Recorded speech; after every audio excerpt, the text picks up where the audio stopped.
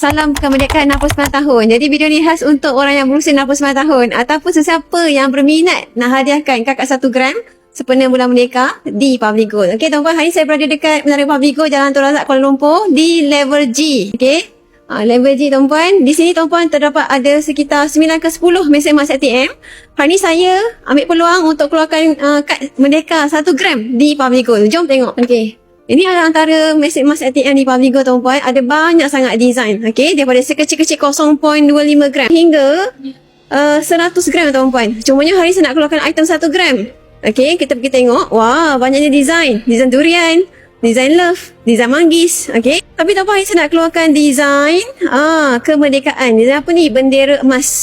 Cantik tak? Okey, sempena Malaysia ke 69 tahun.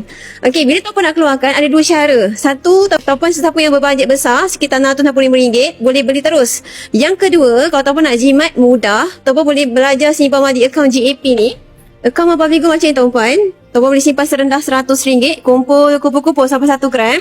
Tuan-puan pun boleh keluarkan melalui mesin ATM ni. Okey, tekan button get withdraw ni. Okey, tuan-puan akan nampak ada QR. Okey, dekat Public Gold nanti, tuan-puan akan nampak ada QR dekat sini, tuan-puan scan. Okey, bismillah. Alright, kita record TAC. Sebentar ya tuan-puan, sekejap je. Okey, proceed. Okey, jom kita tekan 423824. Okey. Maka tuan-puan, bila kita nak keluarkan nanti, akan ada 2 charge yang akan dikenakan. Satu namanya Gold Premium, iaitu kos upah sekitar RM15 dan juga charge mesin ATM sekitar RM15 juga. Total RM30, tekan my debit. Okey, saya pun akan pakai saya punya kad lah. Tekan saja RM30 dekat sini. Okey, receiving. Okey, maka tuan-puan, alhamdulillah, prosesannya tak sampai 10 minit pun. Okey, tekan, emas pun akan keluar daripada punya rumah. Rumah dia mesin emas ATM. Okey, alright. Macam kita mesin gadegang tuan-puan. Dulu tekan-tekan nak keluarkan air botol, air tin. Sekarang ni tekan keluar emas fizikal. Okey tuan-puan, jom kita tengok. Betul tak ada emas bendera Malaysia? Okey, jom. Okey tuan-puan, alhamdulillah.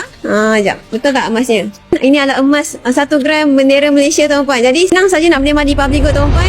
Bagi sesiapa yang belum lagi ada akaun, boleh rujuk pin video saya ataupun isi borang site kat bawah ni untuk saya bantu tuan-puan simpan emas sampai kaya.